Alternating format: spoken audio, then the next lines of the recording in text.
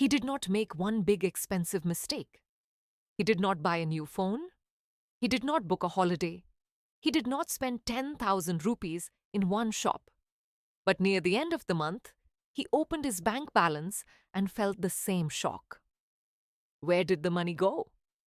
Then he checked his UPI history. Tea, snack, auto, quick grocery, food order, one small transfer, one more scan. None of these payments looked dangerous. That is exactly why they were easy to forget.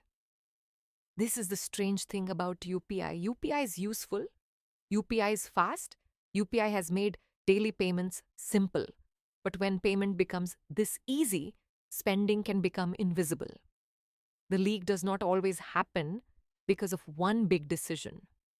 Sometimes it happens because of many tiny scans that your brain deletes. Let us follow one normal day. He's a young salaried worker, not rich, not careless, not showing off, just a regular person trying to get through a workday. In the morning, he stops for tea. The shopkeeper points to the QR stand. He scans, pays, and walks away. No counting notes, no coins coming back, no wallet becoming lighter. Just one soft beep and the day continues. At office, someone orders snacks. His share is small. He pays instantly. After work, he takes an auto for a short distance because he's tired. Again, scan and pay. On the way home, he buys 2 quick grocery items. At night, he orders food because cooking feels like too much effort. Every payment has a reason.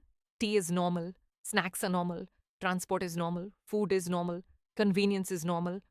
The problem is not one payment. The problem is that each payment feels separate, but the bank account sees them together. Cash has friction. When you pay with cash, something physical leaves your hand. You open the wallet, you count the notes, you notice how many are left. Even if the amount is small, the action creates a small pause. UPI removes most of that pause. The phone is already in your hand. The QR code is already on the counter. The amount is typed quickly. The PIN is entered from memory. And within seconds, the payment is gone. This is convenient. But convenience has one side effect. It can reduce the pain of paying.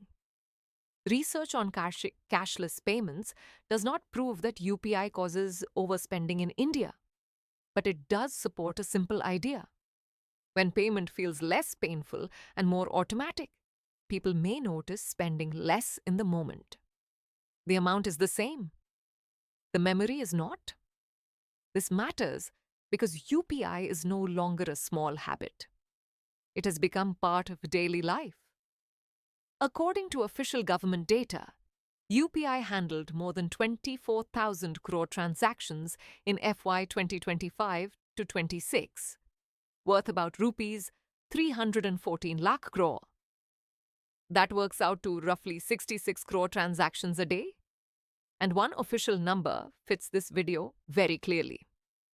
In FY 2026, official analysis said 86% of UPI merchant transactions were below rupees 500. Think about that. UPI is not only rent, family transfers, or big payments. It is also tea, snacks, small shops, quick groceries, local travel, and tiny everyday merchant payments. So the question is not, is UPI good or bad? The better question is, when a payment method becomes this normal, do we still notice every spend? Small amounts have a special power. They look too small to matter. Rupees 20 feels like nothing. Rupees 49 feels harmless. Rupees 99 feels manageable. Even rupees 150 feels okay if it is only once. And that sentence is the trap. If it is only once. Because most money leaks are not built from one spend. They are built from repeats. The brain judges each payment alone. The bank account adds all of them together. That is why he feels confused at month end. He remembers the big payments, rent, EMI, internet, electricity. Those are visible. But the small scans hide inside the month. They do not feel like financial decisions. They feel like background actions. This is not about blaming him. Modern life makes convenience feel reasonable. The commute is tiring. Work is long.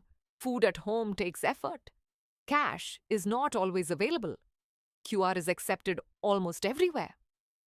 Government reporting says UPI QR deployment expanded sharply between 2021 and 2025, from about 9.3 crore to about 65.8 crore. That is good for access and small merchants. But for personal budgeting, it also means spending has fewer natural speed breakers.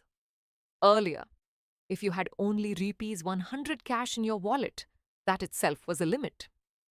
Now the limit is your full bank balance.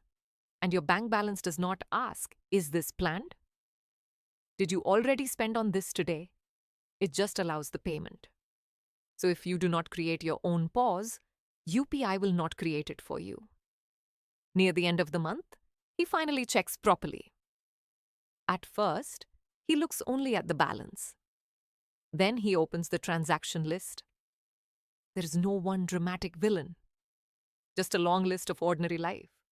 Rupees 35, rupees 80, rupees 120, rupees 199, rupees 60, rupees 249. Each line is small. Together, they explain the feeling. UPI did not steal his money.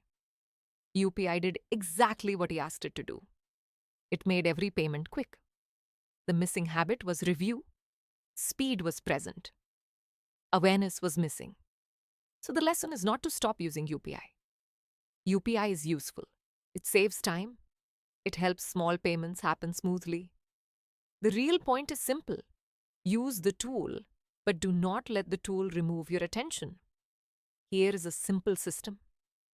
First, separate daily spending from main salary money. If possible, keep one account or one fixed balance for daily UPI spending. When all salary money sits in one place, every small payment feels affordable. When daily money is separated, the phone shows a boundary. Second, set a weekly UPI limit for small spends. Not a complicated budget, just one weekly number for tea, snacks, food, local travel, and quick convenience. Third, review UPI once a week. Not every hour. Not with guilt. Just once a week, open the transaction list and ask, which category repeated more than I expected? Maybe it is food. Maybe it is short rides. Maybe it is snacks. Do not fix everything at once. Track one leak first. Fourth, add a 10-second pause before non-essential scans. Before paying, ask, would I still buy this if I had to pay cash? This question brings back payment pain for a moment. Not to stop every purchase, only to stop automatic purchases. One scan will not ruin a month. One tea will not destroy savings. One snack is not the problem. The problem begins when every small payment disappears from memory. UPI is a powerful tool, but a fast tool needs a slow habit beside it. So this week, do not try to track everything. Just open your UPI history. Look for one category that repeated more than you expected. That one category is your starting point. Because money control does not always begin with earning more. Sometimes it begins with noticing what your phone made too easy to forget.